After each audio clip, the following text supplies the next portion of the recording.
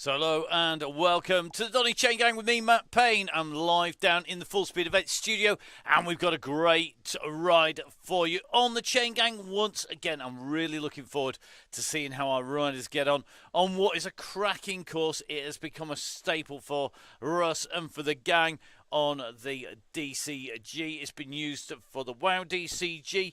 And we are going to have a special co-host on the show today. And that is going to be our yellow beacon for the WOW DCG. That is Emma. And she's going to be joining us very shortly. We've also actually got the second studio in use for a very special guest who we will be seeing later on towards the very back end of the show. Now, before we go much further, I do need to give a big thank you to the people you can see just up there, and that is 1080 to the guys at OTE, Gritty, Continental to Velaskids, Halo, and of course to Nonners. If you're a member of the DCG gang, so basically you donate and help us bring the whole show out there and keep the show on the road, keep the wheels turning in Russ's world as well, then please do remember those discounts are there for you to use. Make sure you make the most of them. It's so that we can say thank you, because you guys basically make it all happen. So thank you very much indeed if you have donated, and particularly if you are part of the gang up there. You can see them on there, so make sure you support the people who support your sport. Now, we have a cracker of a route today, and let's show you what we've essentially got. Most people know Volcano After Party. It is essentially a flat route with a dirty great climb at the end of it. It's my kind of climb, and it's something that I really enjoy, but not just because it's not very big, but also because of the style of it. It is basically a kicker, a step, a kicker. Basically, I can sprint my way over it and blag it on the way up and over, a bit like I was out on the bike today. So I think what we'll do, let's dive into this route in a little bit more detail. Let's first of all introduce you to the yellow beacon. Today, yet again, no surprise, it is Russ Downing, former national champion. I didn't Photoshop this image. It is a real image of Russ, believe me. And it is his real jersey as well, because a couple of people had asked.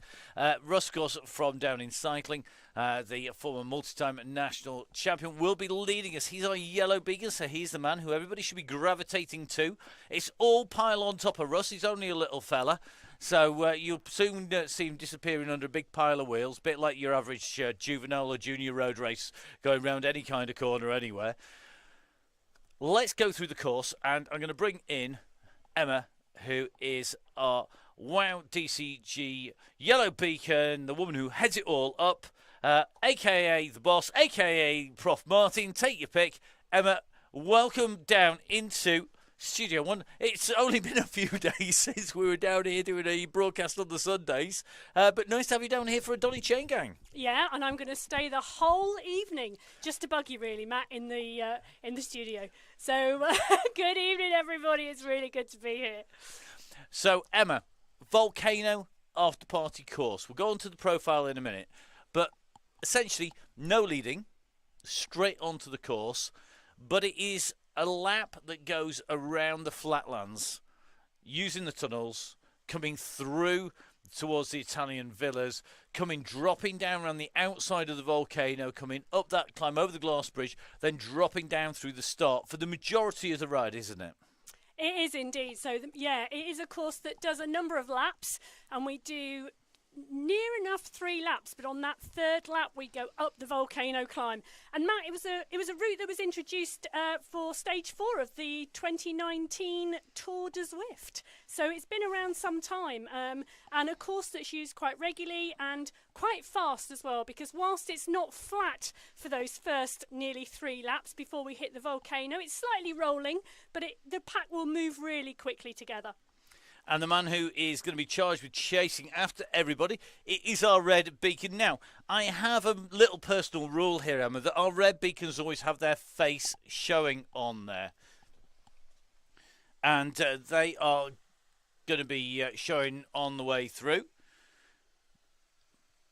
So our red beacons currently showing and looking like they are in the red So looks like Mike there just taking off as he hangs off the side of the unit there. So working well at the moment. Certainly to me, looks like he's got this absolutely dialed one way or another. So let's see if he can hang on to that red beacon.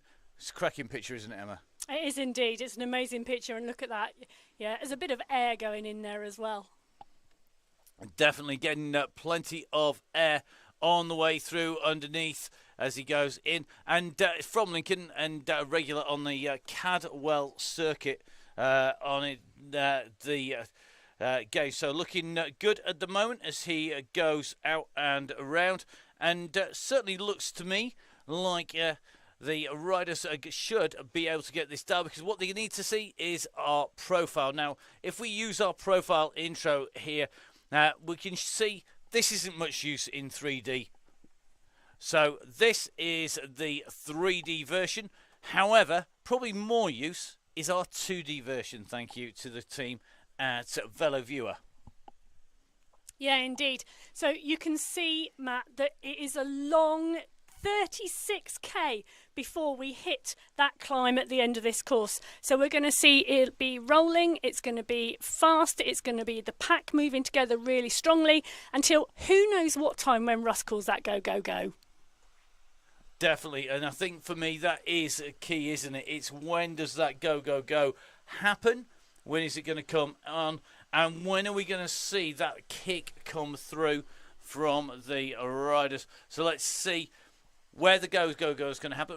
It isn't as flat as it looks, is it? Those little rises and those drops are absolutely key to the riders as they go along. And you can see if we go back to our 3D version, actually the creases, particularly the concertina creases on the lower section coming up in towards Italian villas, are actually not that easy. And that's a pretty tough drag. If you're not on board at the right place there, you're really going to feel it. Yeah, you are. But for the Strava geeks amongst us, Matt, the top 10 times on this route are sub 50 minutes, including Connor Swift. So that is really interesting. Sub 10 minutes. Let's see who is going to tow this out. Who's going to drag strip it up to the top, and who's going to take it out? We've got a big raft of riders. So let's just dive on in. And we are going to head down to our riders. Remember, they're going to be down on our grid. So let's take a quick look and take a quick check on the grid at the moment.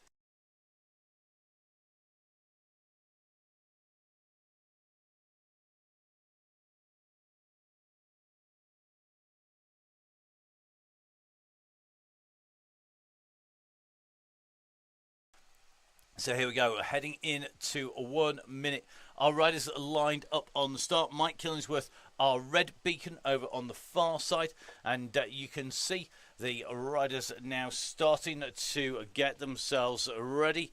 Let's see who is going to be in there. We'll just take a little bit of a dive down. You can see Jimmy Allen on the front row, along with Russ there. Looks to me like that's Lindsay Clark also on the front row of the grid. Colin Bell, Beefy from Cycleways, making the front row. Just taking a little bit of a look further behind. Trevor Crehan in here. Looks like Tracy in as well. Stevens is in. Peacock, Dr. D is in. Harry Hudson's in. Flynn is in. Hudson's in. So the clock starts to count down. And this is where we start to get into those nervous moments. And this is when the riders know that they have got to get this absolutely spot on. Get this wrong now. And they know that they are going to be in trouble. So here we go. And let's head across on to the ride as our riders set off from that start line. Let's jump in with John Gale at the moment. Our Viking Velo man in the group, and let's get that helicopter up and flying. And the start is critical, isn't it, Emma? Well, less so on the Donny Chaingang than racing on Swift, but it is still, you know, making sure you roll out with Ross is really important. Yep, definitely. So it is all about being in there. And of course, it's OTE month as well. And great to see the guys getting in the group.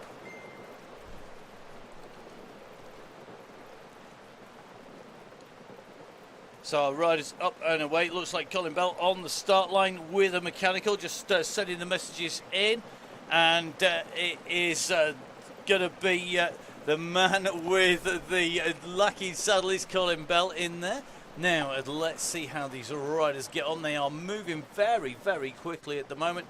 And remember, the aim here is to stay around yellow. At the moment, I think this group, well, they are spread out a long, long way. Yeah, tendencies to do that, doesn't it, when we all go off underneath the start banner, regardless of what we're doing, and even if we're on the DCG and we know we should stay with yellow, there's a tendency just to, oh, we've started, let's pedal. Yep, definitely, and it's that kind of mad panic. It's don't panic, anybody.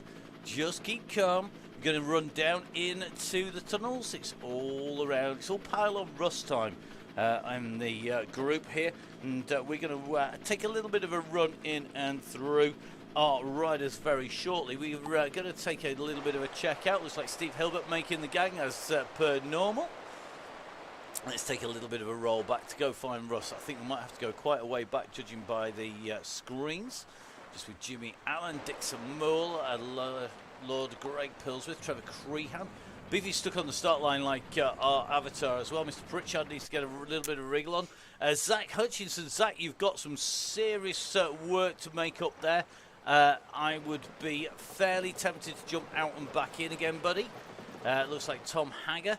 Now Tom should make that junction. Trevor Crehan already in with Mike Killingsworth and Trevor, one of our regular riders. But great to see Mike taking on that role of Red Beacon. And they are critical, aren't they, Emma? Oh, absolutely. You know, and to me, one of the joy of the DCG is reading the Facebook page and the choices of Red Bus that the Red Beacons pick each week, and the snacks on board and the social banter. You know, for a lot of people, that's really key and really core to the activity. It is, and we are looking that we're after. What we're looking for, basically, and what we're after is that community, and that is really important. So the riders away on the Donny Chaingang here today, just diving down into the tunnels. I think Trevor, Tom making the way in, just trying to get back into that blob. Let's take a little bit of a look. It looks like Pritchard, and that's going to be a bit of an ass to get back. Pritchard currently on 2 minutes down on that leading group. That is a lot to make up. Zach Hutchinson, well, Zach is one of our super quick riders. Not sure he's going to be able to make that on to the front without having a little bit of a drop out and drop back in again. And that might be a critical here today. So Zach Hutchinson just dropping in on that descent at the moment. If we drop down in behind him, just see him now. Looks like Mason's coming back for Zach. So looks like Zach Hutchinson is coming from the back. If you go drop back, you're going to need to be quick. So if you've got some of our fast riders, people like Adi Dench, maybe Mr. Gilmore, Mr. Richardson, they're always regulars going back. In fact, I think Adi is already just dropping off the pace here to give us some assistance. He's up at the back, and look at this. This is what we like to see, isn't it, Emma? Basically, it is a trail of breadcrumbs that are starting to come back ready. Remember, Hutchinson's going quick. He's holding about 3.6 to 3.7 watts per kilo. And he is chasing hard, but he's got some distance to make up. Let's just jump in with Mr. Mason and take a little bit of a look behind. So it looks like Sonny Miles Curry going back as well. Sonny very, very quick, taking green jerseys earlier on in the season. So let's have a little look, see if they can get themselves back on. So Miles Curry and Mason just waiting. Zach, you have people in front. You're going to need to give it a little bit of a push to get into them. Currently about 20 seconds to make up there. So the youngster on his way. Matt Pritchard's chasing. Liam Calloway, one of our late joiners. No surprises there. Lots of people having to work late, and it has to be so. We love to see everybody jumping in and diving on board afterwards. That late join is critical. Of course, not everybody has the luxury of being at home prior to the DCG. Well, that's it, isn't it? And and if you have a problem off the start line, it's a really good opportunity to be able to drop out and drop back in, because let's be realistic, Zach is working his socks off to try and close that gap down, and riders are coming back for him, but it's a massive ask of Zach to close that gap and bring that back down. But you can see on the screen in front that pack are now picking him up, and hopefully he can get a bit of recovery in the wheels and not go over the top, which he has. So now's the time, isn't it? Because we've got to remember, you're just coming up through the little island here. We'll do a right-hand turn. We've got the climb coming, haven't we, Emma? And that's where he's going to be able to move. But the key here, 1, 2, 3, 4, 5, 6 riders together will be able to close that gap down. One rider on their own is very, very hard to do. And I think it's Keith at the back at the moment, just having to just get into that little mini blob. Yeah, but what Zach needs to do now, after having done that effort off the start line, is to sit in near the back of this group and let them do the work for him and pull him back and take some recovery from them while still working hard enough to get back in. Yeah, and I think Matt Pritchard's going to need to drop out and drop back in again. He's nearly a 2k behind the riders. So here we go up on to the ramp. You see the pace that they're travelling. They're about to come in towards the red bus, and I think that red bus is forming very, very quickly today. So it looks like they are on the way through. Let's have a little look. So here we go, just taking a little bit of a run through. So it looks like Mike Killingsworth in there. Looks like somebody has got their level 50 socks on at the moment. Love the sparks that come out of that. I want a pair. I want a pair in real life.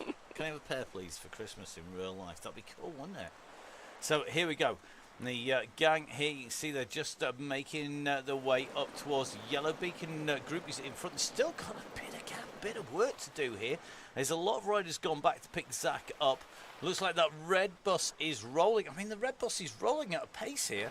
Now, Red Beacon bus is rolling at 2.5 watts per kilo.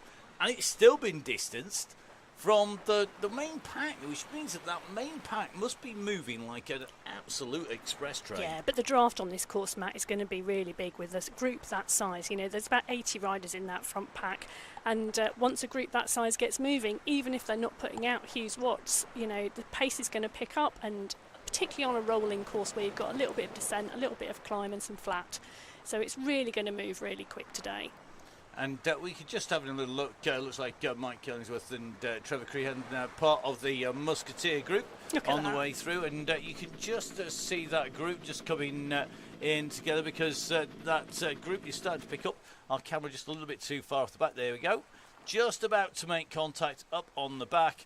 And that group has come back together again. Amazing stuff. Now we have got the Red Beacon group off the back of this pack, and we're going to take a little bit of a look back at the moment to try and find out what's going on with the gang. So let's have a little look at the gang, and looking for that Red Beacon now. It might well be that I'm getting an old gimmer and I'm not able to spot it, but looks to me like the group on the way through, looking good as they come through. That Red Beacon group, it's further back, and we're going to try and keep an eye on them as they come through. So here we go. Red Beacon group going over that same section of bridge at the moment, and looking good at the minute. So the gang coming over, and the red bus already forming. Snack supplies, crisps, cakes, whatever else is on the bus. I don't actually know what's on the menu. I probably don't want to know what's on the menu. I'm absolutely starving. No, I was going to say, whatever is on the menu, it's fueling the riding, because they're tacking along at 2.5, 3 watts per kilo there. So, it's not a slow bus tonight. It's not, and if they carry this pace onto the climb, I could imagine that we're going to see them coming in towards the front of the gang here. Let's pull our drone in and around here and take a little bit of a look. You've got Mike Killingsworth in the blue with the white jersey, that Union flag-esque jersey up at the front there. We've got Trevor Crehan tucked in there nicely on that Pinarello in the black, and then Miss Cookie at the moment really rocketing along on the Tron bike as well. And that gap's 11 seconds, 10 to 11 seconds at the moment for the Red Beacon to get back in touch, which will be a good thing. It's a chain gang. We're aiming to try and get the beacon back in. It may well be able to do that at the moment. So just taking a little bit of a look back from that group, you can see that red beacon is just starting to come. Let's take a look back in behind, and let's see how they're doing.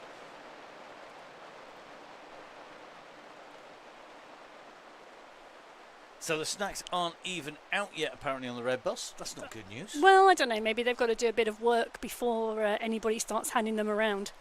Well, quite possibly. And you can just see that red beacon group, which I think is going to make the junction, which will bring the Donny Chaingang back together again, which is what we're looking for on the way through. So our riders working well together.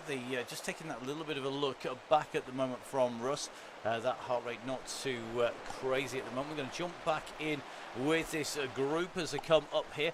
And you can see if we just zoom out a little bit on our camera, on our drone here, we're going to see the riders coming around this turn and then making the way up and across. So let's have a little bit of a look around. So looks like Matt Pritchard's back in the gang. He's at 5.3 and he is putting in some serious effort here. Look at this. This is a ride, 5.7 watts per kilo. We know he's a fast rider. We know he's quick, and he's making ground at a rate of knots. And it looks to me, when I look at that, he looks like he's actually jumped in front of the gang. So, Mr. Pritchard, you are in front, not behind. He's dropped out, he's rejoined, and he was dropped in front of the gang rather than behind. So don't chase me. He should be heading his way back in towards the group at the back. So I think he's literally been dropped in front of the pack because he hit it with about 7.5 watts per kilo there. So let's have a look. Mr. Pritchard was ahead. He's going to need to back off that pace. So we're going to just take another double check here. But if we pull the map up, because he's dropped back in again, there you are. He's on his way into the tunnel. So Mr. Pritchard, ease off. Breathe, mate. Breathe. Take some effort off. Take it easy. That's one of the conundrums of Zwift. You are on the back chasing hard, you log out, you log back in, and you dropped in off the front. You think you're off the back, you ride really hard, and you've dropped everyone. Indeed you have. Now, here we go. The rider's just going to be coming in and around the side of our waterfall. Got to be careful what angle we use and where we position our cameras here, because it's really noisy otherwise. And I can't hear myself think. You can't hear me, which is a bonus. But there you go. So here we go. Dropping down. Looks like that group has shattered again, going over the top of that junction. The front of the group not going mad at the moment down here. That looks like as they make their way in. So has he gone the wrong way as well? That would not surprise me.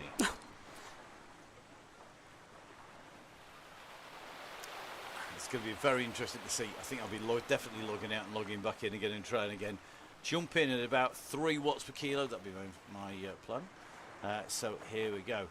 Tracy on his way in. Dale Williams saying he was on the sprint on those cobbles. He was indeed. It's good. That's a good shout.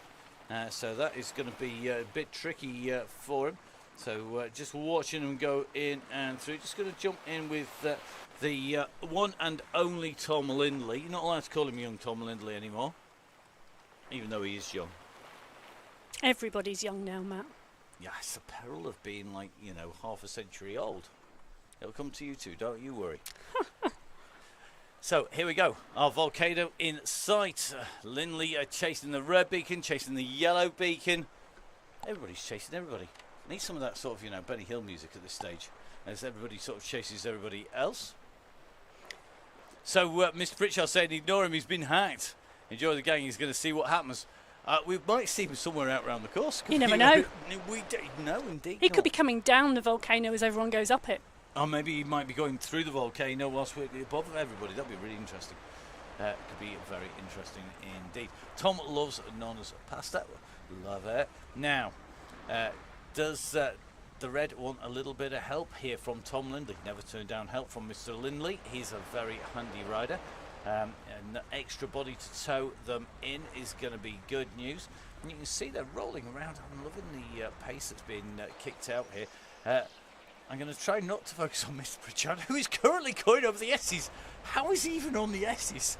That's magic. Oh, I don't know. So here we go. They're okay. The shout going out telling Tom to go for it and get after them. They're about 11 seconds up the road. So if we drop in with Lindley, then we'll be able to see he's now winding it up. Yeah, I love that. You get the bit of type in okay, and then boom, Tom hits 10 watts per kilo. I know. Just think of it as a warm-up, Tom. Tom, and interesting, I just noticed on his bike there, he's on lightweight wheels as well. So he's clearly up a 4 tonight. I mean, look at the speed. He's rocketing through here. AD, I hope you've got the afterburners ready, mate. You're going to need them because Tom is coming at some serious pace. Let's get our drone out of the rocks. Easier said than done. Here we go. Look at that. Everyone was being really nice and giving a nice long comet tail back for him to catch up and be able to work his way through. He doesn't need it. And boom! He's gone straight over the top of everybody. Yeah, well, almost. He's not quite that far up. There we go. He's going to make the junction. Just warm it up. Love it. There we go. So let's have a look. I think Eddie Dench is in danger at the back. Come on, Eddie. Oh. Eddie on his way. Just having interesting issues, I suspect, on his way through there, because I think Eddie just got dropped out of the game. So here we go. You can just see a great shot here from our camera. Now, the group are going to turn left, sweep round in towards the centre of the volcano. Get a helicopter up in the sky, Mr. Bay, or a drone at least. So the group go round to the left here, and then you can see the turn here.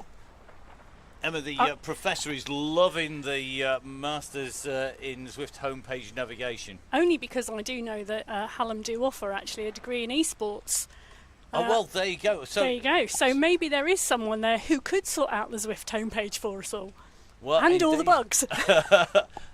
No, the bugs make it fun, man. That's what we love. And there's not that many. Come on, you can't constantly evolve the game as detailed as this without having bugs come up as you unfold so many different layers on the way. So our riders coming down past the lava flows and into the caves. We've got to take our drone in a little bit closer here today. Is Andy Nichols doing that? No, he's a nutrition lecturer. There you go. Yeah, I don't think that quite kind of works. Let's have a look. Chris, how do you rejoin? You've had a drop out. Log out, log back in again. You've about 12 minutes, mate. So just taking a look. Oh, Ruben, easy Tiger. So here we go, Ruben McLardy, a new rider on the Chaingang. Ruben, you can ease off, buddy. Sit with the yellow beacon. And that's the plan. You won't need to work too hard. And then ease, save that energy. One of the Johnson jets from up north from Scotland. And good to see Ruben in here. And brand new rider for us, and good to see Ruben on here. Another of our youngsters, we'll have to watch him when we get up onto the climb. Let's have a look at what kit he's riding. He's on nice deep wheels there, so clearly put some time in. Yeah, that is Ruben just coming back in together, just getting used to riding on the Chaingang. First time out. Welcome, buddy. Jason, everyone's disappeared. That means that your Wi-Fi or your game has not connected together. Oh, Mike. Yes, please, Mike. See, look at that. It's a posh red beacon tonight. Clearly so. Can I just join the bus instead if it's on? If it's going to be on that, that's you know, my favourite tipple. Oh, they're saying, yeah, I'm heading back. So here we go. Oh no, definitely don't do beers. It's not good for the throat. Not good for many things, but not good for the throat. So here we go. Just taking a little look in with Russ. This ain't no game, Matt. Love it. Oh, it is. Believe me. I've been briefed by Zwift, personally, about 5 years ago. Always refer to it as a game. Oh, I love love that. that. Platform. It's not an app. It's a game. I love that the red beacon is now dropping a beer off at the yellow beacon's door. Yeah. It make Russ go faster. I don't know. I'm not sure at the moment whether Russ needs any more beers to go faster or he needs to lay off the beers to go faster. I think on this climb, I think I wouldn't be carrying any more liquid up that climb than necessary. I think a good pint of OT at the moment would be go down well. Probably in a hydro tab, because it's going to be warm in everybody's pain cave. It's warm in our studio, it's even warmer there. So let's have a look. Our rider's just coming up to the turn. You'll see we've got Ollie Akers in now. Emma and I were discussing who is likely to be up there. Ollie, of course, one of the really fast riders, and riding on the continent already, on the cross. Really looking forward to seeing how he gets on over the course of the season. Looking good up there, and nicely in there. In that group, you can see we've got Tunnicliffe in here, just taking a little bit of a look. Owen Davis nicely tucked in as well. Now Weston, looks like Harry Hudson now. We're talking about people who you've got to watch out for. In the black, Hudson really animated the race, and it was great to see him in action as we were riding last time around. Be interesting to see if he can make it stick this time around. He's definitely going to be a marked man. Just see we've got Vin Donahoe in here. Vin, of course, one of our beacons already this month. And don't forget, if you fancy having a go at being a red beacon, make sure you dive on, get in touch with Gail on the Facebook group pages, and have the most rewarding job in the business. Plus, you can talk about cake and drink all day long, and nobody gets upset. In fact, everybody thinks it's the best thing ever. It's like the anti-hill climb forum. Because, of course, on any hill climb forum, it's all about, oh, I'm not eating anything, I'm not drinking anything, oh my goodness, I had 3 lettuce leaves, I'm getting overweight. Whereas if you go onto the Red Beacon bus, everybody is generally talking about cake and everything else on the way through. So, it looks like Ted is heading back for the bus. So, look at that, mention booze, and Ted is inbound, indeed. There's plenty to go around, we'll see. So Ted heading back, the Musketeers are forming. They're missing Andy Hawes. What's Andy doing? He can't be washing his hair, let's face it. I get blank looks off Emma now. I have no idea what Andy is doing tonight. I don't know why anyone would ask me, but he's not there. But Ted, for some reason, has put his... I thought he pushed very hard on the pedals there for a short while, so he was obviously he's obviously dropped his snacks, and he'd obviously pushed on to pick them up. Dropping back to drop forward to drop back, yo-yoing, never a good thing to do. Can't yo-yo for toffee. In fact, can't do any of that yo-yo stuff. So here we go. Now let's have a little check. Yeah, the gang is -1 at the back. The Musketeers missing Andy Hawes, not washing his hair, obviously. For those people who don't know Andy's slightly more follically challenged than me. In fact, he's quite a lot more follically challenged than me. Although I only know what his face and his head looks like before anybody asks, despite having spent far too many dodgy mornings with him on street corners in random towns together.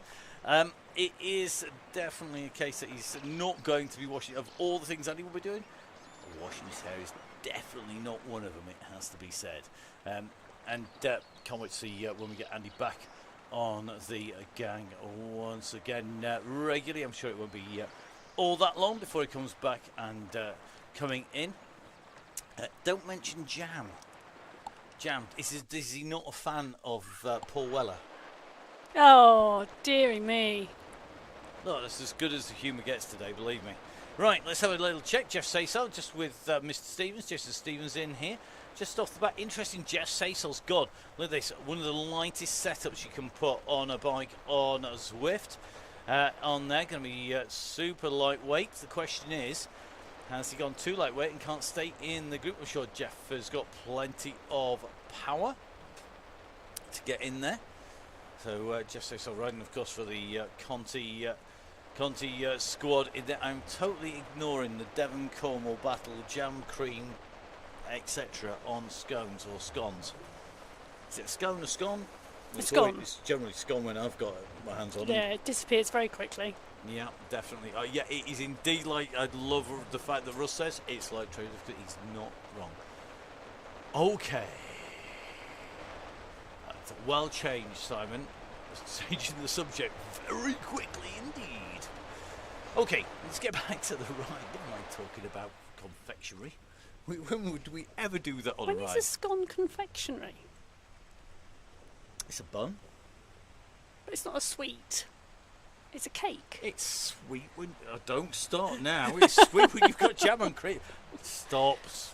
Stop now. Right. Are we all zone 2? I should have... No, don't ask questions like... Who asks questions like that? Tim Burney's on a different ride. Ignore him. So here we go. Dale Williams looking forward to using Steamroller. You can use it on this course effectively on the downhill section on the gravelly bit. Oh yeah, that's true. And it makes it faster. It's even better when you're doing it on the... And it lasts for 30 seconds as well. Somebody just said they're with Emma. Oh, I can't see them. They're not in studio at the minute. Oh no, I mean of course on scones and cakes. Confectionery and cake. Yeah. Scone. Scone. Scone. Scone. Scone. Right, shut up. Right, okay. Now, if you've watched us on a certain platform, and they call it platform on a Sunday, you'll know that we don't indulge in such things, even though we have team names like the Belgian Waffles, the Danish Pavlovas, and the Yorkshire Pudding Express teams on that particular platform. And we are... so we're experts at talking about it without having any humour whatsoever about it. So we're going to make the most of this at the moment. Speaking of scone, Andy Hollis' scone. I wonder where he's gone to. Oh, I know. Fastest cake in the world. Exactly, it's cake. You see, we've started it now. That's it. We should, tell you what, should we just go grab a coffee or something and come back in 10 minutes when they've all stopped talking about food? So I'm hungry. Right, on to the climb. Coming out from the tunnels. And if we take our drone magically out of the water, through the walls of the tunnel, it's like magic. This is as near as I'll ever get to flying anything properly. Me and a drone. I had a drone once, crashed it. Had a mini helicopter as well, like a remote control one. Crashed that too. Gotta get myself a remote control airplane. I know how that's going to end up, can't you? It's going to end up in bits. So, there we go.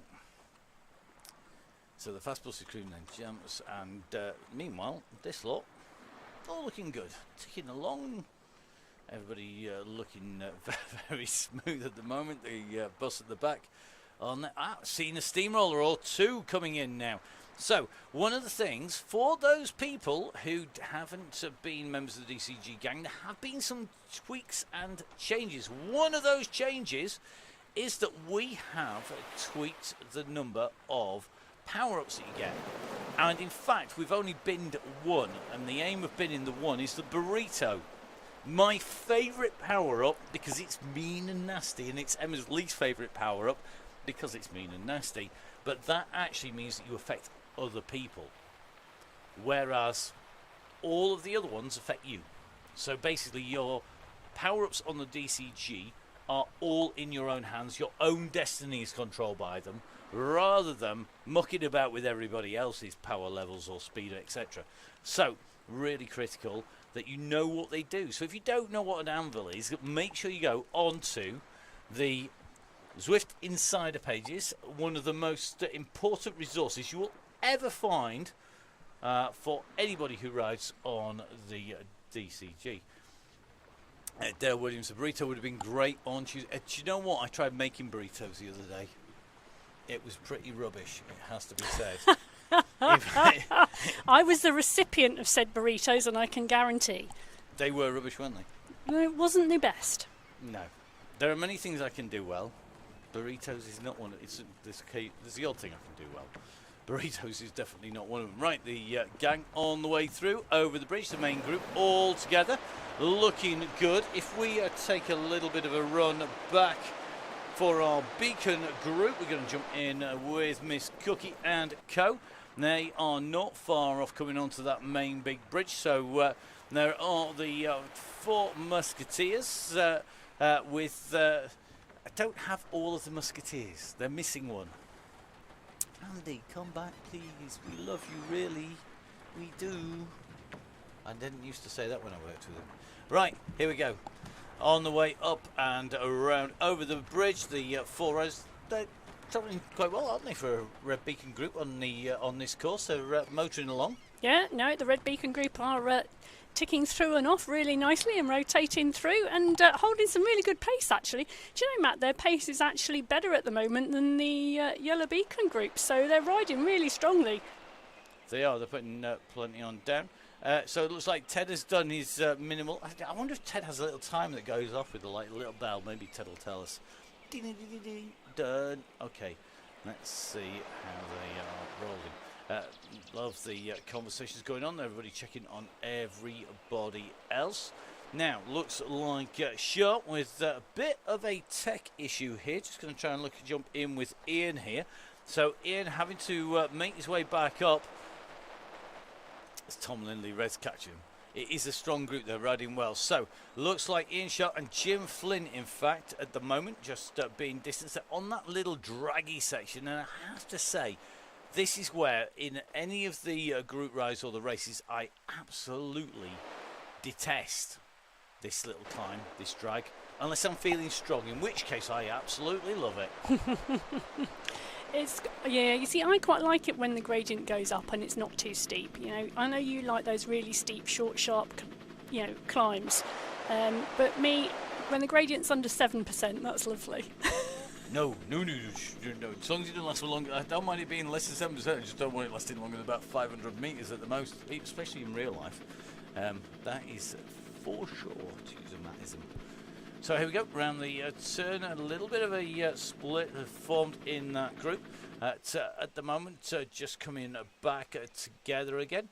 And looks like the Keen Beans on the front, not disappearing up the road, just putting some pressure on the front of the group. And I think Russ still sat in the middle. We know it's going a bit pear-shaped when he goes out the back. Yeah, so it's interesting. I'm just looking at that map thinking, how far are we off that volcano climb? And we are pretty much just over half distance to the bottom of the volcano. Excellent. Half distance to the bottom of the volcano. Fantastic. Whoopie-doo. Volcano. I love the volcano. It's a great climb. So come on, Emma, explain to us a little bit about the volcano climb before we actually get onto it. Because when we get onto it, all hell will have broken loose at that point. How would you ride it? You've raced it, you've DS'd, you've been in charge of the Aeonian race team up it. How would you ride it? How would you approach it? Bearing in mind that obviously the trigger point has been given at that point, and it is every person for themselves. Yeah, I think it's a really interesting climb because it's not a constant climb. It is much more of a stepped climb with some flat sections and some slight downhill sections in it, and there are some draftable sections too. So it's an interesting climb. Often it depends on what everybody else around you is doing, because if anybody else is using those opportunities for a little micro rest whilst they're climbing, obviously it's a great opportunity to attack and keep the pace going. So it's not a long climb. So, a lot of riders will probably cover it in around 6 minutes tonight, I would imagine. So it's just one big effort at the end, and whether you want to push on and go for it or whether you want to use those rests and attack whilst people are taking the rest. But there really is an opportunity for all sorts of action on that climb. And the steepest part comes right at the end, which I always think is a lovely little kicker on the volcano. Yeah, that final section is steep. And if you have a feather and can save it to that last section, what you've actually got to make sure you do is put it in early enough, actually, because you can burn that feather out before you get there. That power up can be exhausted before you get up on to the top, and that is absolutely key, isn't it? Not to get the timing very, very wrong.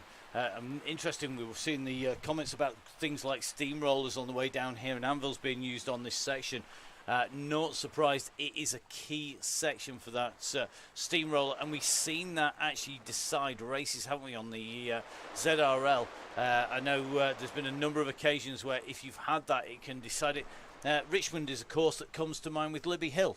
Well, not just Libby Hill. When you race this section that these riders are on at the moment, but the other way round, so the descent they've just come down, one of the courses that's used quite regularly racing goes the other way up that gravel climb, and if you've got a steamroller on that, race is over, because anyone with a steamroller gets a 30-second advantage up that climb, and if you get 2 on a 3-course lap, let me put my teeth in, a 3-lap race, no one stands a chance, because there's no way you can continually hang in with the riders that have got a steamroller on that section. No, definitely not. And I think it's going to be really interesting. When we got on these fast sections, you can see some of our lighter riders, people like Daisy Freer, just struggling with the pace a little bit. I think Daisy more than capable of doing 2.5, 3, 4 watts per kilo.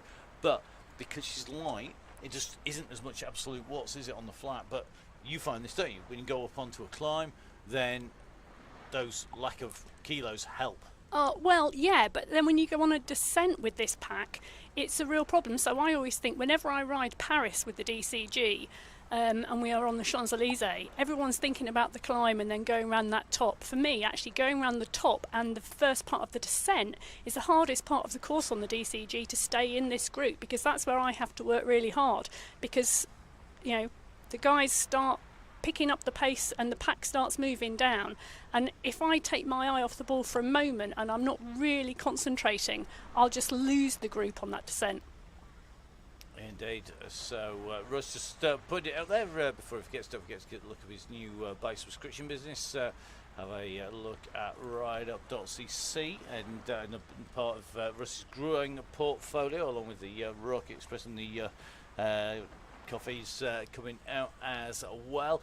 Lots on there. Don't forget, of course, you can get hold of the bottle. So Russ dealing with all of the DCG merchandise. That's all Russ, and you can grab those bottles from Russ. Just give him a message direct. Any details, make sure you give him a shout. Now, looks like Mr. Tunnicliffe just coming off the back of the group, and could be pushing up onto the climb. Let's see, comes round that turn. Can he keep on kicking? So into that left-hand turn. Currently up at 4.6. Another Chevrolet rider. And the Chevrolet guys very, very strong indeed. That riding in with Tunnicliffe as he comes around that left-hand turn. Just on that chase into towards the tunnel.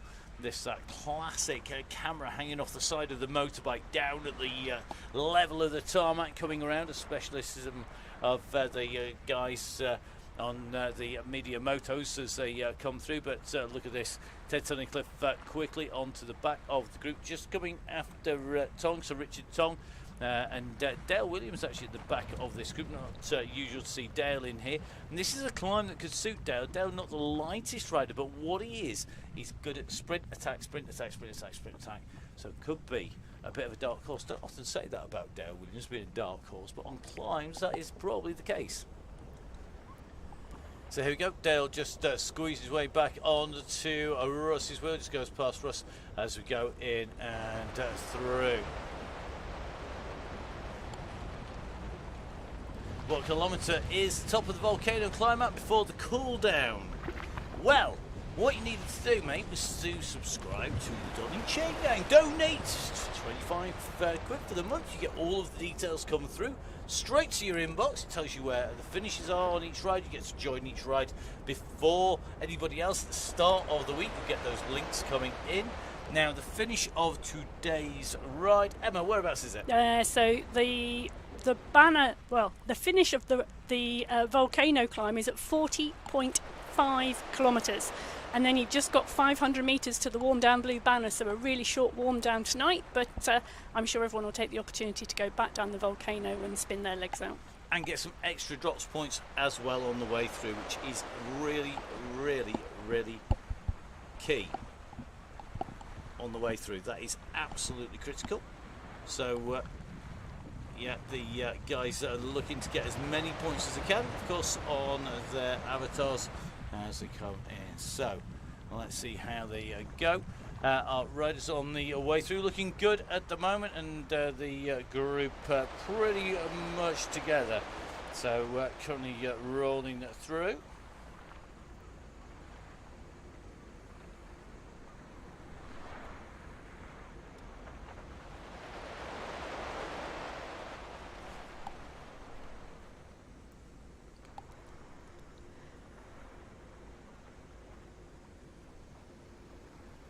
Okay, as we're coming over the bridge there, we've got a few riders off the back, but they're slowly just squeezing on those pedals with Russ controlling that front section.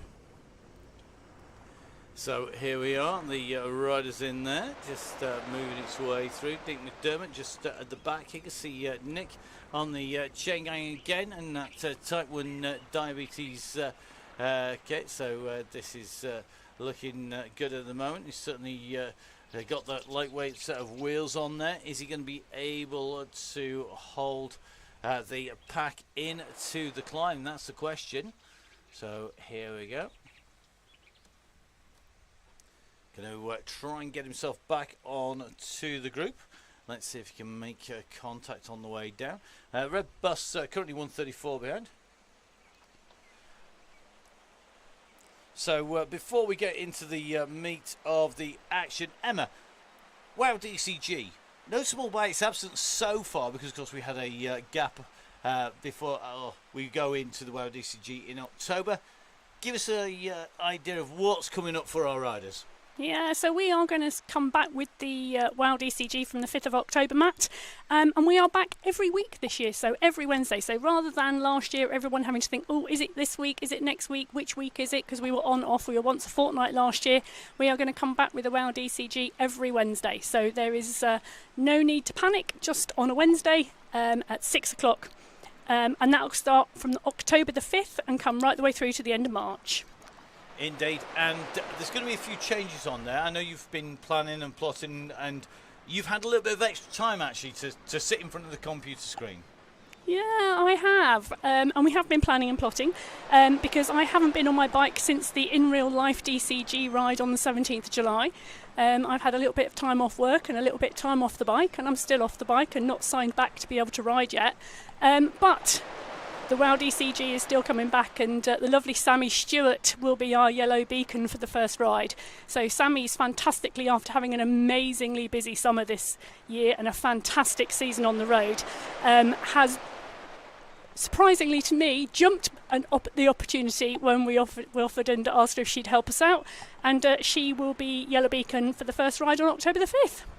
Indeed, and great to see that, and Emma of course jumping in around the side. So Emma helping out with the broadcast here, and as soon as Emma is declared fit to ride by the docks, then we will be having Emma back as our leader. But Emma's still heading up the whole of the WOW DCG.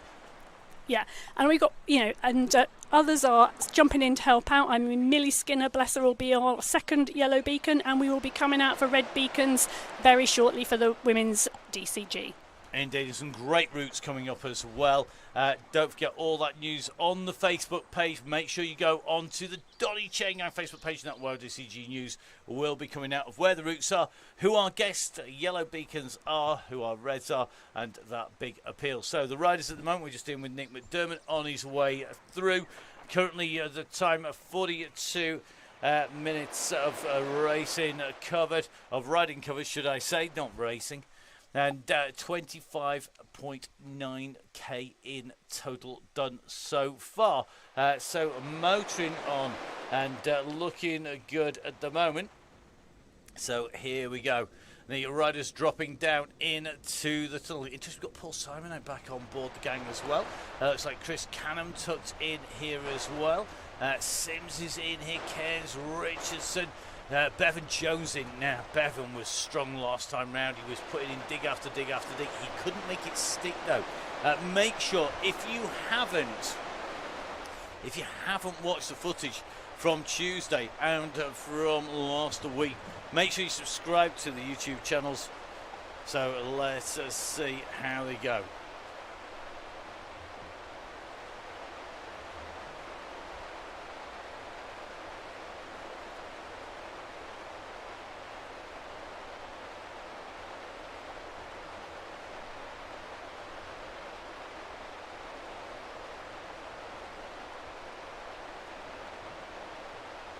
So here we go, Russ keeping an eye on everybody and watching Bevan on the way through in this group. Still the banter comes. Loving it. Oh, I love this part of the DCG, Matt, where everyone's watching Russ so intently. Everyone's sitting almost on top of each other on Zwift, and you can see them all. It's like in that bunch, isn't it? It's like how close can you get to each other and how close can you get to the front without actually being on the front. And I love this bit in terms of sitting in that group, watching and waiting and just wondering. Indeed, just watching Kai Hirsch just rolling in off the front there, just moving round to the sides at the moment. Will he be in at the kill? and let's see where they end up. Certainly looks to me like this group just about holding together. There's got to be a few people now really feeling this pace because they are rocketing along here. They are absolutely motoring. What are they at? About 41 kph at the moment as they're going through these tunnels. And this is about to start going uphill very slightly, isn't it? It is. So through the island we go, past the original tree, the original part of the Zwift. Basically, that's a little homage there going in through the centre as the riders come in and through. But as you can see, the riders all pretty much together. Just in with Lindsay Clark. Lindsay's doing a great ride here today. Just snuck in to that group. Not doing too much work, not expending too much energy. And at the moment, this group, to me, I think great riding by the group. They're all managing to hold together.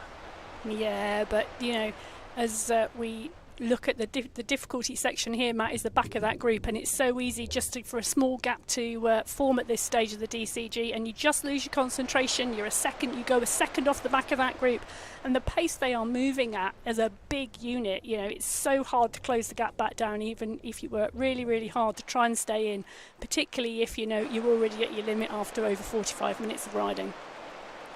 Indeed. Now just keeping an eye on the group. The instructions coming up on the screens, and let's see if they're rolling.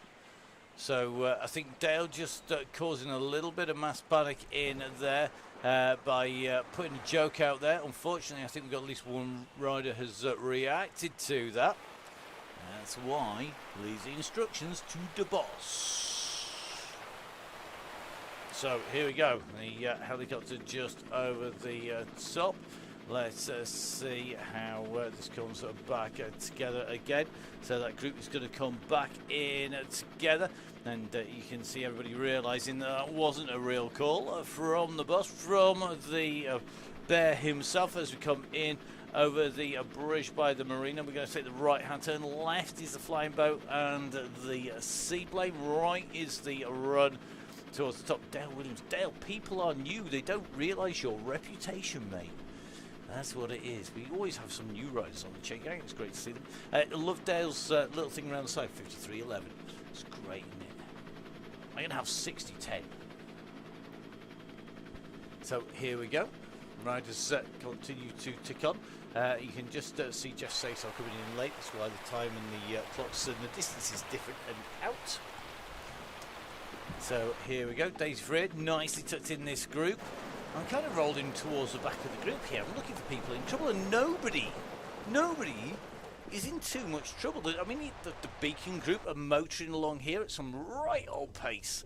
You know, they're ticking along. They're about 3 minutes down at the moment, and we're already about nearly 50 minutes of racing. Oh, riding, sorry, my apologies. Don't call it a race lap. That's me slapping my wrist. It's not Emma slapping me around the chops for saying the word race. So here we go. Going to be very interesting. We're on to the climb. We're on to the drag. We're motoring on here. We're approaching the 30-kilometre marker here, Emma. This is a late call here today from Russ. Yeah. There's going to be some serious nerves, but you can see they are on this climb, and it's starting to drag this out. Look at this. We are starting to get an absolute drag fest off the back here, and it's starting to take its toll. Riders having to have been off some of the different power-ups on the way through, just in with Steve. And look at this group. It's just been popped off the back of the main pack because of the pace on this climb. That drag is tough stuff. Yeah, and this is exactly what we were saying. As the pack really starts to ramp up, and oh look, there you go, Matt. The go has gone, and you missed it. I got it, so that's one for me tonight. Yeah, that'll teach me to do 6 things at once, won't it? I don't know. Yeah, don't ever ask me to multitask. So here we go. This is the pack of what is left. The back of what is left of the group. Off the back, we have got Hopkins at about 3 seconds off the back. Amore off the back. King off the back. Steve's off the back. Clark's off the back. Kai Hurst got a drop out. I did see him actually get that drop out. He did go. It's not just Kai giving us some BS, believe me. I know I would be the first to accuse him of that. I'm the first to play it. So just seeing Kirkham now just being spat out of the back. Play is gone. We're just going to drop back into our group because this is not our ride. Also, we followed somebody out of the game. So we have to do our super sneaky trick of go back in and then jump back into the game. Back to us, back in the game. Here we go. And we are back in with a very split group now, Matt. Look at that up on the right-hand side. It is stretched so far. This has really caused carnage already. To quote a Mattism, it is dot to dot on your maps at the moment because it is a case of one to link to the other, to the other, to the other, if you want to make it to the front. But you get dropped for a reason on the DCG. It ain't easy. It's the Donny Chaingang, and look at the pressure that's being applied here. We're seeing bodies shelled all over the place. I mean, I can't see a consistent group here. I'm going to put the helicopter up, but I don't think it's going to. Nope, we're not going to get any kind of view up there. So let's take a little bit of a spin around and drop this down a touch. You can see that pack is starting to split up near the front as well. In between, so as we come in around these turns, look at that front leading group. They're leading it out. There are riders being distant, some really class riders in here. Mick Hawkins is in here, the Terminator's in here, Daisy Freer in here, Liam Calloway's in here, Paul Mallin, Owen Davis in this group as well, as they come down past the waterfalls and into towards the Italian villas. You can see the groups being a distance here. Let's see now. This is the time where if you are on the front, you want to have something useful. You want to have a good power-up for this as you come dropping down. This is the leading pack here on that descent. Now we're seeing somebody's got a steamroller. Who's powering that up? It looks to me like that is going to be one of our youngsters going in. I think it's going to be Peacock, in fact, who's gone off the front with it. So you can see that steamroller, and it's Richard Peacock who's gone clear on the front by the power of the steamroller. He goes clear. Yeah, and the power of the pack, I think, is going to chase him down hard, and I don't think he's going to stay out there for very long. That is definitely going into the murk. I'm not sure who ordered some proper cycling weather, some proper Yorkshire weather. Look at this. All of a sudden, we're seeing it being set alight. He's giving it a kick. Ross has got on the front. Downing. He's looking to get clear. And in fact, if a group breaks away in this, you are going to see them going away very briefly. And then that's going to be game over. You're not going to see much after that, are you? Because look at the murk. I mean, we're in the middle of a thunderstorm here, Emma. Yeah, and I think we've just seen Acres go over the top, haven't we, as well, and really start to push on. So we've now got Donahoe as well, and Acres, and the Pines guys are coming in as well. So really starting to mess up the front of that and really get a small group away from the main bunch. Now remember what we do. We take a right-hand turn here. We're going to come up on to the climb. Here we go. Takes that right-hand fork onto the climb. This is when that gradient kicks as well. So here we go. That leading group comes on. Acres is starting to get pulled back. Low is the man doing the work on the front. We're seeing some big moves coming from him. We're seeing some work being done by Kieran Brown here. That's got to be Kieran up at the front here for the Sherwood Pines Cycle Squad. He's riding really strongly on the cross. And look at that. Uses his feather to go up that section of the climb. We're going to go through the volcano once again. It should stop being wet inside the volcano. It's still a little damp in there. It must be coming down through the very top of the volcano. Yeah, and Kieran's on some form at the moment, isn't he? I think he had to switch to a mountain bike from his cross bike halfway through a race this weekend and still had a cracker. Yeah, he was still on the podium, wasn't he? Even though he did that swap over. And he's with Bevan Jones now. Bevan, one of the fast riders, he put in attack after attack. I mean, we're on Tempest Fuji. You don't normally see people able to break the groups apart. But Bevan was doing that, and he's teamed up here with Kieran Brown. Dangerous duo on the front. Yeah, but there's only 2 seconds back at the moment to a large group of riders, Matt, and there's some really class riders in that group behind them.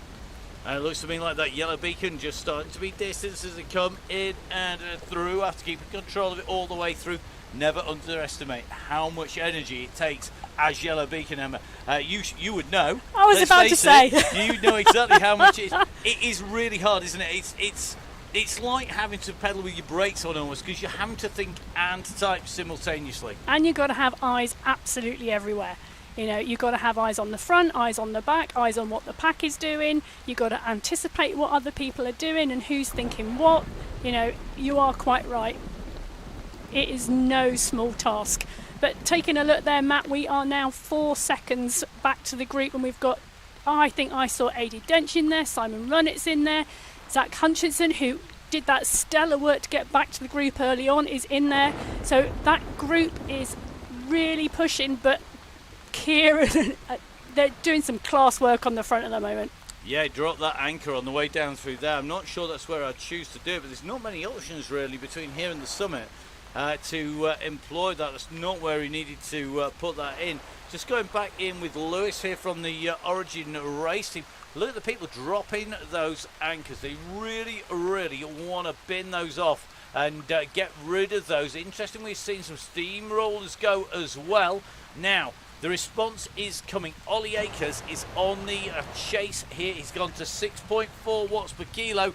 Can he break clear of this group? Tunnicliffe is in the mix. Hudson in the fight here as well. This is all about having the pace to stay with them as they rip it up on the flat before we go into the climb. 35.3k covered. 55 minutes of riding here on the Donny Chaingang, coming to you live from the Full Speed Event Studios, and it's great to be back on the Donny Chaingang, joined of course by Professor Emma Martin, the WOW DCG leader, and the person who puts all that together for us are watching at the moment.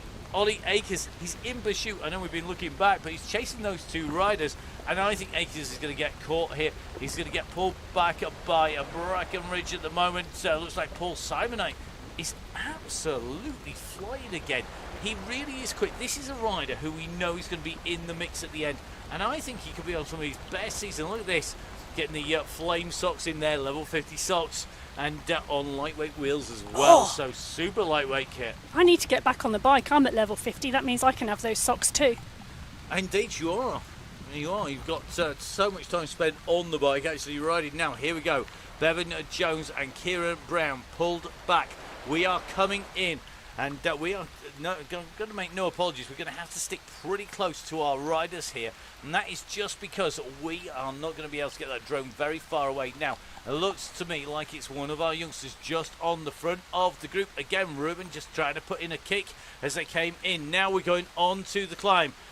Watch the KOM up here tumble. This is going to be the fastest time of the day up here, bar none, on this ascent, going in through past that flashing orange beacon. Yeah, so so here we go. 4k, Matt, this climb is. Oh, we saw a ghost. We saw a ghost off the front there.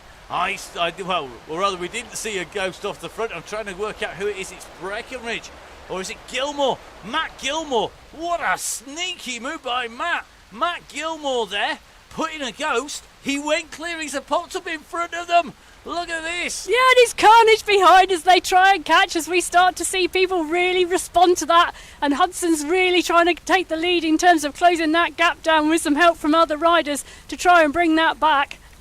So here we go. It is Matt Gilmore on the climb, leading them up. A sneaky win. What a timing with that. That's why we let the ghost in, because that's what we're looking for. We're looking for aggressive riding. We're looking for people to learn how to ride on Zwift competitively. Now, Gilmore in 1, Jones in 2, Hudson in 3, Williams in 4, Brackenridge in 5. It's going to be a Brown in 6, Lowe in 7, Lindley in 8. It's going to be Lewis in 9. Sorry, they just swapped places. 10th is going to be Hutchinson. I think 11th is Akers. 12th, Simonites. 13th is Booth at the moment. But the race leader, this is becoming a very, very select pack here today. The question is, who can stay with the pace as we go up now? It's kick after kick here, isn't it, Emma? And there's some key places to remember. The tunnels, the levelling off on the way through. There is, and at this point at the moment we're down to a flat section here. In fact, this is now a downhill section the front of this group are on, and as they push on and push through, there's about 6 or 7 riders now in this group, 8 seconds back to the chasing group. So they've got a good gap now, but they're pushing on, and we can see they're not actually working together at all. They're continuing to push on as the gradient starts to go back up again. Indeed, now Ryan Williams goes off the front. Ryan Really one of our fast and aggressive riders. Now Ryan Williams is giving it some at the front of the group. This is great to see on the Donny Chaingang because you can see Ryan Williams at the moment. We're coming up for an hour. We're on the volcano climb. We're well up it. If we take a little bit of a look off the side now that we've got some view, it looks to me like we're already a long way up this climb. We've got a lot of height gain, and Williams has 3 seconds on that chasing group behind him. 3 seconds over. Is that enough at this stage? Well, there's still over 2k to go on this climb, Matt, so whilst it's a good gap, I don't think it's enough. It's well closable at the moment, and there's some class behind. They can't afford to hesitate, though. Look at the numbers. Ryan Williams, 5.3 watts per kilo, 5.5 behind. They're on 3.5, 4.5, maybe just ticking over 5. They cannot afford to look at each other and think that they've got this dialed. They have to push. If you don't push now, you're going to be in major problems because you will run out of time on this climb. So just watching Lowe coming up here. Lowe goes over the top of Kieran Brown, but look at that little figure of Ryan Williams there in the distance. Yeah, but he's not that far away, you know, because the gradient has been quite flat and now it's up to 4%. It's not steep, this climb. Sub 5% is still draftable, so they're just coming out of the draft now, and if they were in that pack, whatever recovery there was or whatever benefit there was, they were having it whilst Ryan was out front on his own.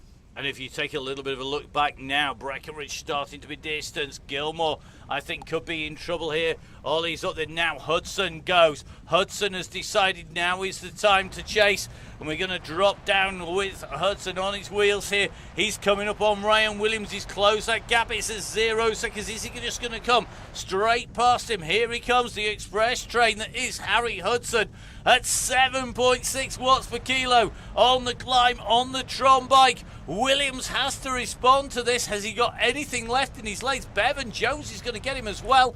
I saw a red number flash up for Bevan on his way up there. So let's jump in with Bevan now. It levels again. A little bit of a chance to carry a bit of pace and momentum through, Emma. Yeah, and as we know really well, the momentum from the downhill and pushes you through the up, slingshots you past other riders. And we're starting to see some power-ups going in as well, as people don't want to let those gaps go. Well, look at this. That's Ollie Akers, who's just put in an aero power-up on that fastest section. He's absolutely moving here. So Ollie Akers at the moment has got second position. Harry Hudson leading. Hudson with that massive attack over the top. And look at Akers go. He's closing the gap down. It's down to 1 second once again behind. Look at the destruction. There are bodies all over this mountain. It is just a body after body shed on every single bit of tarmac of lava road here in Zwift on the Donny Chaingang here. And at the moment, Akers is closing. Here he comes. Can he go straight over the top? Has he got an attack? We saw counter-attack after counter-attack come before. If we turn our map into that outward view, we know that we're on about half a lap to the summit top at the moment. 1/2 a circumference to go as Akers takes that race lead here. 3%. That gradient's not big, Emma. No, it's not. And this is the last section where there's any form of recovery or drafting, because it will really kick. This is so deceptive. As you go round that corner and you see the banner, all of a sudden you get the steepest part of this climb. Well, here we go. This is where it's about kicking at the right time. We're with Matt Gilmore at the moment. He's the rider in yellow. We have 3 riders just at the front of this. We're going to try and drop across now. You can see that gradient kicking in 6, 7, 8, 9%. It's going to keep on going. Hudson, though, puts in 10 watts per kilo here. He can see that banner is coming. It's in front of him. He's going to be able to do this. Harry Hudson is coming into the finish. He's going to make it. Harry Hudson takes the win. Immediately behind it's going to be Matt Gilmore fighting with Ryan Williams. I think Williams just get it from Gilmore. Then it's Ollie Akers coming through in 4th. Lowe is going to take 5th place. It's going to be Kieran Brown on that slope. He should be immediately behind here in 6th position with a little bit of a gap. And Hudson takes the Volcano KOM. What a finish by Hudson, Emma. Yeah, it was amazing, wasn't it? They really fought for it at the front of that. And look at the rest of the pack that was so packed tight behind them. It is spread out to ones and twos right the way through this climb. Great ride by Simon Knight behind him. Then Breckenridge comes through. Bevan Jones just rolls through ahead of Tom Lindley. The one and only Tom Lindley goes through. Then it's going to be Finley Hudson coming through, followed by Lewis Simon Booth. 80 Edge Zach Hutchinson. It's going to be Mason. What's the fat cyclist doing right up inside the top 20? Defying gravity, Mason makes it up over the top. Then it's going to be Richardson, Runnett, Tunnicliffe, Williams, Miles Curry. They're the riders who go up and through at the moment. And you can see the big sprinters still have plenty of pace coming up here as they came up over the top. So next up is going to be Campbell. Great work by him as he comes up, and great work by all of the gang. Then it's going to be Peacock immediately behind. We saw him on the offensive earlier. Look at the time difference though on this climb alone. We've got Harry Hudson coming through in a 6:19. And I think Peacock is going to be nearer to that 8-minute marker, and that shows you the difference coming in and through. So Peacock followed by Byrne, then it's going to be Martin. Kusluk's coming up, and then it's going to be Simonite. Simonite, I think his legs has just, he's on his way down that slope. Just got to keep an eye on these time checks as they go in and through. So we're going to just take a little bit of a drop back to go back forwards as well. Just in with Lord Greg Pillsworth coming up to the top at the moment. Now look at the revs there, great pedal cadence there, 120 Emma. Yeah, it's amazing, isn't it? Sometimes you see people climb with a big churning gear, but not there. Look at that, 113 RPM. And then it's Liam Callaway followed through by West. Then it's going to be Vin Donahoe goes through, Hagger, Sadler, Hawkins, and then it's going to be the Bear comes up to the top. So Fonzie Downing comes in and through the line. The yellow beacon after ripping it up and really winding it up. Then making it life hard for himself as well as everybody else behind. Harmer comes through, great ride by him. Then Dr. D, Dubash is here. Then it's going to be Forbes followed by the Wolf, Jimmy Allen. Just a little bit further back, maybe paying the price for leaving that disc and deep wheel on the bike. Not the best option on the climb, best everywhere else though.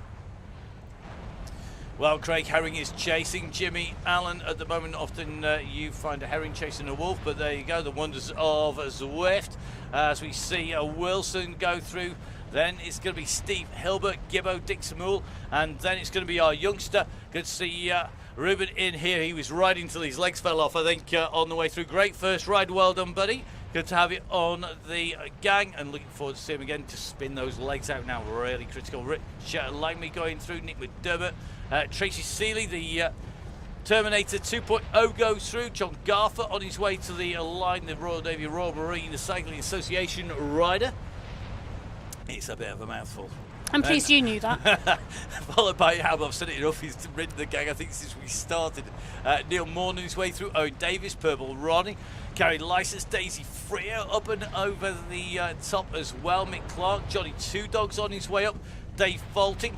Let's take a little bit of rundown. So it's going to be Johnny Two Dogs going through. Then it's going to be Dave Faulting. Then it's going to be Rich Tong. Then John Gale. Then it's going to be Jason Stevens. I think our red beacon might be a long way back down here. I think we are going to take a look in a minute. I'm just watching them go through. Jason Stevens is being followed here by El Capo up on the steep section, 10%. And it really does sting your legs, doesn't it, when you hit this section, Emma? Oh, it does. You think you're there and you turn that corner and you start to see the banner and bang, the gradient hits you. You know, so you've got to leave something for the end of this one. You have indeed. Now just keeping a check on where all of the rest of the riders are at the moment. Brakes are just chasing in behind. Then it's going to be O'Brien. So that's going to be Ian O'Brien. You can see Ian on the gang as well. You can see just pulling his way up on that steeper section.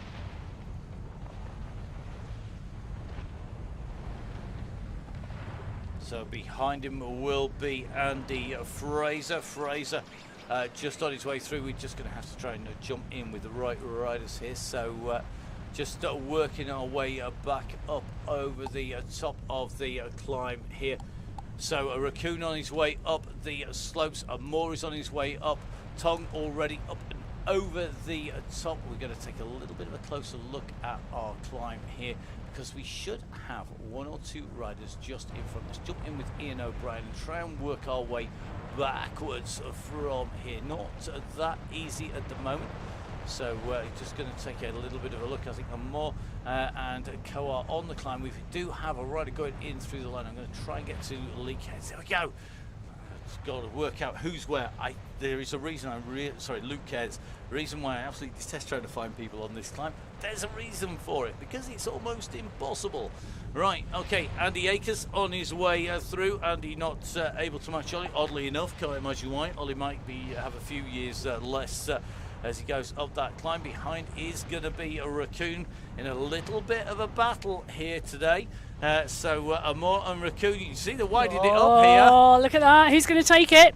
Who's going to take it? Oh, I think, yep. It's going to be close. It is. Oh, no, they've set up. Look at that. It is Amor who gets that from Raccoon going up that climb. And we're going to take a little bit of a look. I think it's going to be the legendary Kai Hurst on his way up here. Look at the distance you climb up this hillside. Oh, no, it's great perspective, that, isn't it? It is a fantastic perspective as you go over. I'm going to try and jump in. Here we are. Managed to get him. So Dave Hodkinson back in again. Good to have you back on the Chaingang, buddy. So it is going to be Dave Hodkinson coming over the top of the climb here today. Looking very, very good here today. Good to have it on board. Now, let's go back for Clarence Steve. Steve is on the climb. We've got behind him Rory King, Mike Killingsworth, and Jim Flynn as well. Jim, I think, ticking his way up this climb. So looks like the band of brothers that was at the back has disintegrated, and the glue that seems to hold that whole section together, or should we say the jam and cream that holds the whole lot together, is a certain Miss Cookie, who joins us now down in the studios. Sarah, good to have you back with us. You were in with the group, and then they all just sort of disintegrated around when you left. Well, I thought they were going to struggle on the climb, so I thought it would be nice to empty the snack tray for them. So I've taken all the rest of the champagne, I've taken the jam and cream, and hopefully they'll be able to make it a bit easier up the climb now. Well, yeah, we are hoping they're going to make it easier up the climb, but I think Clarence Steve just making his way around the stairs. Dave Hodkinson on his way down already, but I think Rory King must be pretty close to getting up to the top. I'm just going to drop back. We're going to do our little bit of magic once again. So it looks to me like King well on his way up this climb, and I suspect that Clarence Steve is going to head down very shortly. Now, that bus, the Red Beacon bus, it's critical, isn't it? I know you spend your time in and out of it and joking with everybody, but that motivation is key. Oh, absolutely. It holds everybody together. It's really, really good fun on the bus, but it also drags everybody through. So if you're having a bad day or you're struggling, there's always somebody there that will take you to the finish, which is just brilliant. And I wouldn't certainly be able to get to where I have done without the red bus. And the Red Beacon tonight is Mike Killingsworth, one of those people who we know is always going to be able to take on that role. But I notice you're missing a musketeer out there. Can we even mention the name Andy Halls without a question mark of where is he? Well, to be honest, he's thrown his teddies out of the pram. He was meant to be here tonight, but there was a big discussion about jam and cream or cream and jam. And that was enough for Andy to throw his teddies out of the pram. It's not like Andy. It was always when we were working together, it was me who used to throw the teddies out of the pram, not Andy, which is not like him. You must have really upset him. That does take some doing, you know. Well, I think it was 3 musketeers against 1, so... Well, in faction fighting in the red bus at the back. Good job, you had loads of room on the bus. I've got to say a massive thank you to everyone who is a Red Beacon. You've heard how important it is. Make sure you jump in and volunteer. Don't forget, of course, Red Beacons will be going out for the WOW DCG as well. Sarah, are we seeing you on the Chaingang next week? Oh, of course. I love the of course answer. That is exactly what we are looking for, as we see Mike making his way around. Jim on his way up the climb at the moment, and I think a little bit of distance to get in to the top of the climb. Just trying to work out actually where on the slopes Jim is at the moment, as the course spirals its way in and around. So, thank you very much for joining us down here, Sarah. Just going to have Emma jumping back in again. I wish you'd give me some warning. I'd stop your rattly headphones from going through. You can tell who abuses their headphones the most, because Emma's rattle like crazy in my eardrums, and probably in yours as well. It's because he gave me the old ones, everyone. That's what the problem is. Actually, it's technically true. I did just want to say, before Sarah leaves us, she has actually bought a real bottle of champagne with a gold straw into the studio. Let's see if we can bring this in all its technicolor goodness on to the show. We are going to see if we can make this work. This is always an entertaining moment as we do a little bit of technical jiggery pokery and take a little bit of a look at what the team are. So we are joined by Sarah down in the studio down here, and our beacon. So whilst we've got our rider just up on to the climb, I'm going to just drop in and across here. So Sarah is here. Welcome, Sarah. This is Sarah.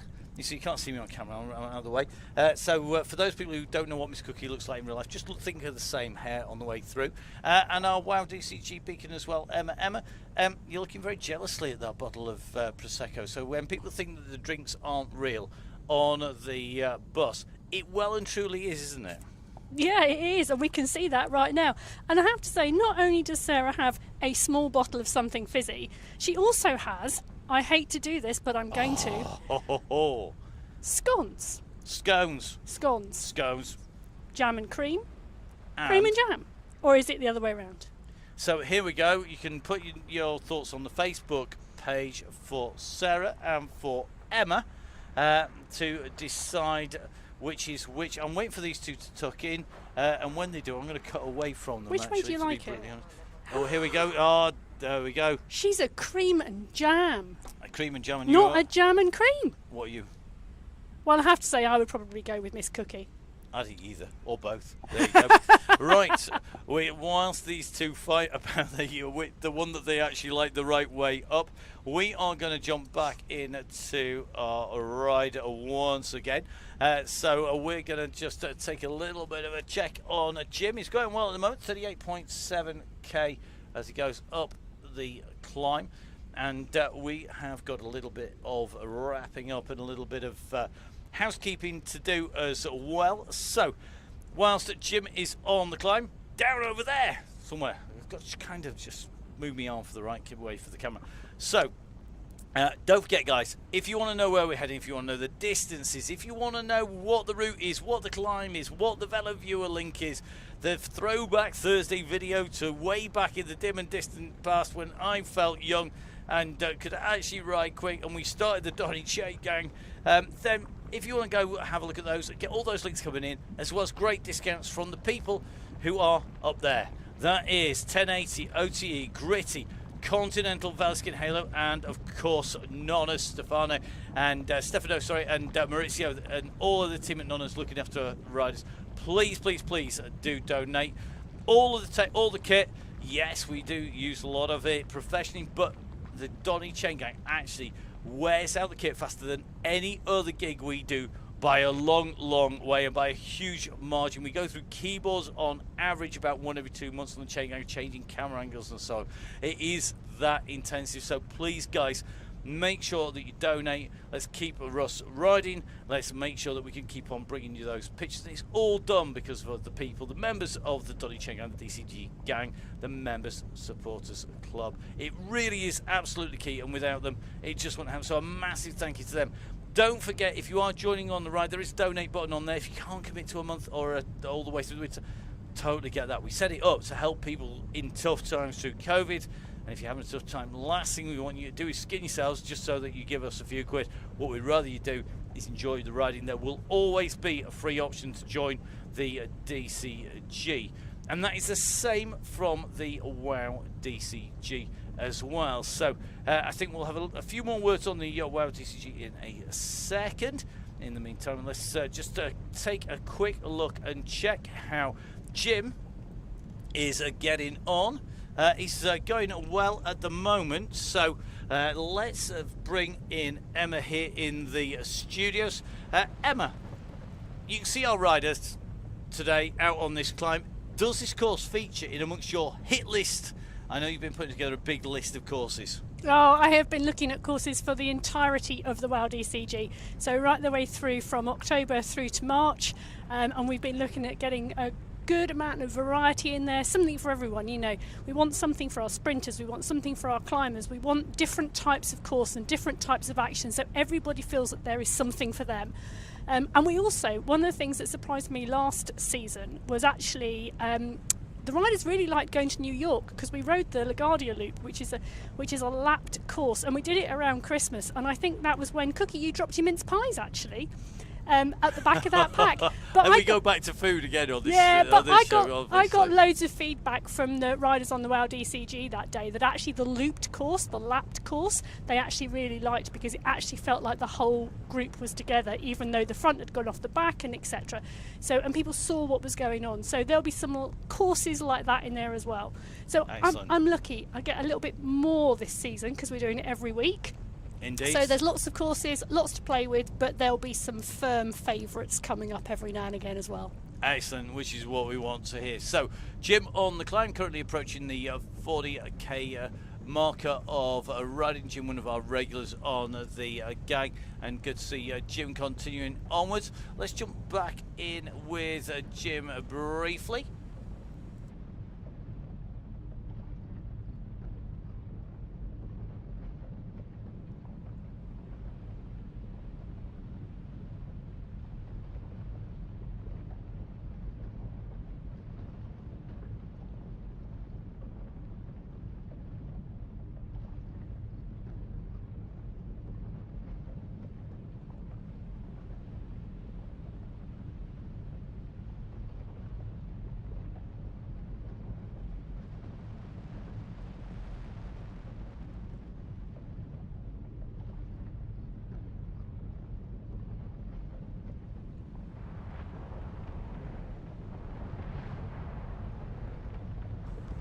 So Jim, well on his way up this climb. You can see that altitude again on the way through, and now just about to come around this turn. Emma, this course saves the nastiest bit till the end, doesn't it? It does indeed, because Jim is looking at that, and if he's looking at the screen, he knows he's got less than 500 metres to go, Matt, and he's coming round that sweeping left-hand bend at the top of this volcano as the gradient starts to kick, and currently sat at 5% with 400 metres to go. But you know, the second it goes round that corner, it's going to ramp up, and it does save the steep bit till last, this climb, you know. And it's one of those things that you think, do you know what, this climb's actually not too bad. 3, 4, 5, maybe 6% with some downhill sections and some flat that's draftable, and then you get here. And you've got 300 metres to go, and suddenly it starts ticking into the red as it ramps up, and really has a sting in its tail. It does indeed, and if we take a look, you can see the altitude and the attitude of that bike. It's a long way up this climb, and it's pointing even steeper uphill onto the 10% here. Jim with nice revs there, 86 revs per minute. Nice smooth pedal cadence as he comes up towards the top of the climb. He's looking good, Emma. He is indeed. 280 nearly watts coming out there as he's got the last 250 metres to go until Jim sees that banner.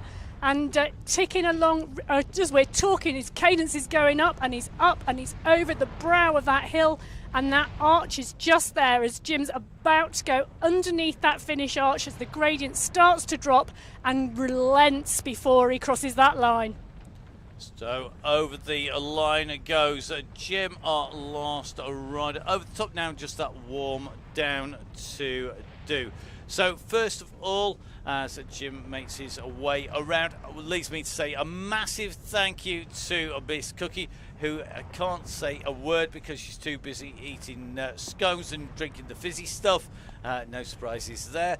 And of course, a massive thank you to our Yellow Beacon and the head of the WAB DCG, that is Emma, who has joined me. Emma, you enjoyed yourself down here today on the DCG? I have. It's been great fun, Matt. Thanks for having me down here. No, definitely a pleasure down here having you as well. So as Jim heads his way down that slope and heads off into the distance, a few little bits and pieces from me. A quick reminder, please, guys, get those entries in. Make sure you register.